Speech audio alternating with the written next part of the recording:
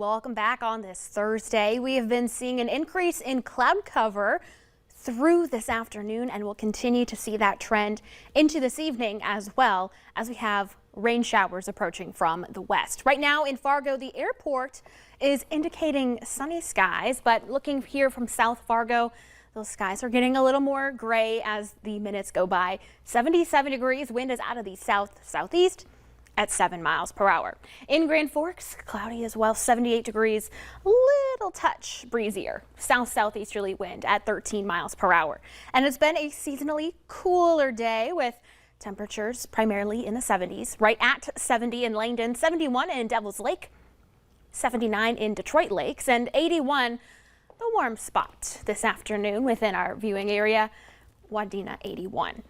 Satellite and radar showing the increase in cloud cover and this kind of broken line of some showers. No thunder and lightning within these, but let's take a closer look. Southern Valley, areas where you're seeing those yellows and oranges just on the city limits of Breckenridge, might be seeing some more moderate to even heavier rainfall at this time.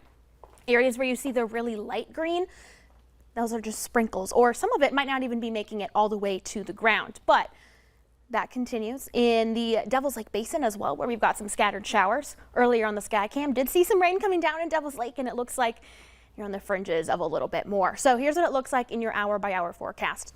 Right now, most of us seeing at least some kind of cloud cover and some scattered rain showers. That continues. We'll continue to see those passing showers from the west to the east as our evening goes by. By around 10 o'clock tonight, additional rain showers across the northern valley and for portions of northwestern Minnesota. After midnight in the overnight hours, we could see some thunderstorm development, primarily for the southern half of our viewing area.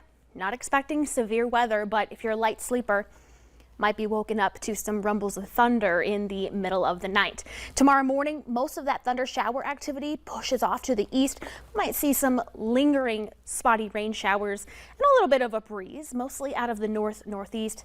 Some areas gusting around 20 to 25 miles per hour.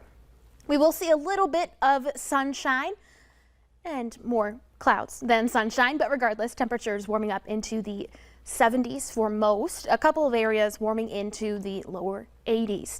Here's what it looks like in Fargo. Waking up to a few lingering showers, but those quickly fade away, and we see a slight breakup in the clouds through the afternoon hours. Temperatures warming into those low 80s. Will stay coolest up in northern Minnesota. This is by 5 o'clock. Might still only be in the 60s for areas like Bemidji, 68, 70 in Thief River Falls. Warmer down to the south with a little more sun, 87 in Sisseton. Looking ahead to your weekend planner, we're only a couple of days away. I expect a decent amount of sunshine for your Saturday. Mild temperatures, primarily in the 80s, which is quite seasonal for this time of year. And we stay dry through the day Saturday until late, primarily overnight. And then into the first half of Sunday, could see some rain, a few peaks of sun possible in the afternoon and evening hours. Can't rule out a couple of lingering sprinkles. This guy says this weather is perfectly fine. Hello from Murph. Thank you to Wanda for sending in that photo to valleynewslive.com.